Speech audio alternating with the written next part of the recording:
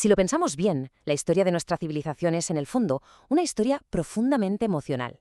Es el relato incesante, casi instintivo, de cómo hemos intentado proteger siempre aquello que más nos importa. Porque claro, mucho antes de disfrutar del confort de nuestras casas modernas, nuestra especie ya buscaba seguridad desesperadamente. Las primeras soluciones que encontramos allá en el Paleolítico fueron crudas y directas. Troncos vaciados, pieles de animales, lo básico para sobrevivir. Pero ya sabemos cómo somos, siempre buscando la manera de ir un paso más allá. Fijaos que, ya en la época de la primera dinastía egipcia, los artesanos habían elevado este instinto. Empezaron a usar madera de cedro importada y cola animal caliente para fabricar ensamblajes mecánicos que resultan asombrosos, incluso hoy en día. Y a medida que avanzaban los siglos, el concepto de contenedor dejó de ser un simple objeto funcional. Se convirtió en el auténtico centro de gravedad de la vida doméstica.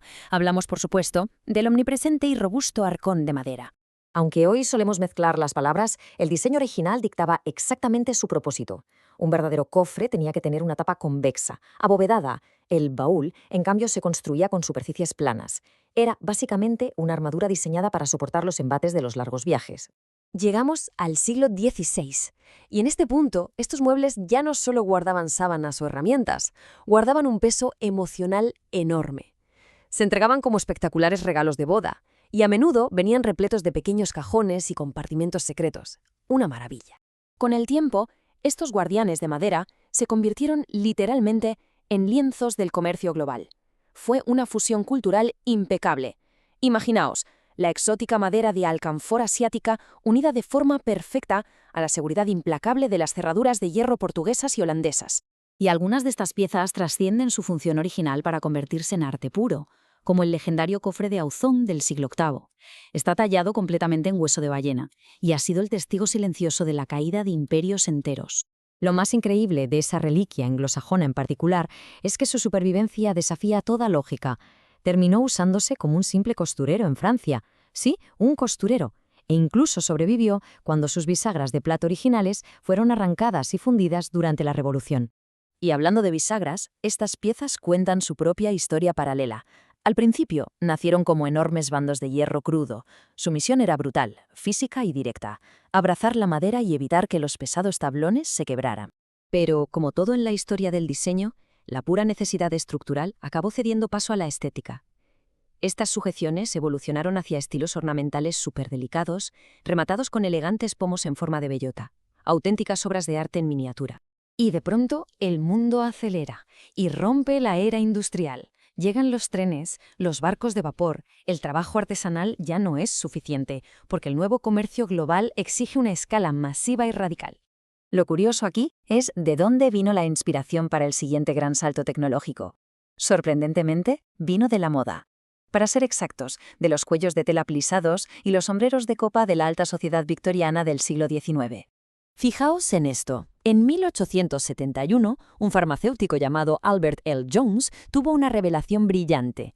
Se dio cuenta de que el papel doblado, formando esas crestas y surcos, protegía sus frágiles frascos de perfume muchísimo mejor que la tela tradicional.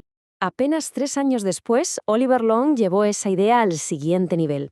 Simplemente añadió láminas planas de papel a esas crestas. Y así, acababa de inventar el cartón ondulado rígido, un material que iba a transformar el transporte mundial para siempre. Hoy en día, este material tan ingenioso es el torrente sanguíneo de la economía moderna. Alimenta gigantescas industrias de embalaje mecanizado, espacios donde la velocidad, el volumen gigantesco y la eficiencia absoluta son un requisito innegociable. Sin embargo, y aquí es donde la cosa se complica, esta escala monumental trae consigo riesgos muy serios. Introduce peligros físicos severos y cuellos de botella operativos tremendos en el instante exacto en que la maquinaria empieza a degradarse. Para poner esto en perspectiva, vamos a sumergirnos en este recorrido por un análisis industrial súper revelador. Una reciente investigación de ingeniería de la Universidad Nacional Autónoma de México analizó el deterioro crítico en un punto muy específico: la salida de las cintas transportadoras en una inmensa planta de cartón ondulado. Lo que revelaron los datos es preocupante. La maquinaria defectuosa en ese único punto de salida no solo provocaba una pérdida del 15% en la velocidad de las máquinas, sino que creaba graves peligros de atrapamiento físico para los trabajadores. Y el impacto en la velocidad era solo la punta del iceberg. Había un coste oculto brutal. Este fallo mecánico en concreto estaba generando más de 20 toneladas adicionales de cartón desperdiciado, mes tras mes tras mes. Frente a esta crisis operativa, la solución de ingeniería propuesta fue contundente: sustituir la sección dañada por una estructura de banda modular motorizada. Esto requería una inversión de capital muy específica, de algo más de 6,6 millones de pesos. Claro, uno se pregunta cómo se justifica esto en los presupuestos. Pues la decisión se sostiene mediante pura estrategia industrial. A través de una mezcla calculada de crédito comercial y recursos internos, la viabilidad financiera de esta mejora se vuelve irrefutable. Porque los números hablan por sí solos.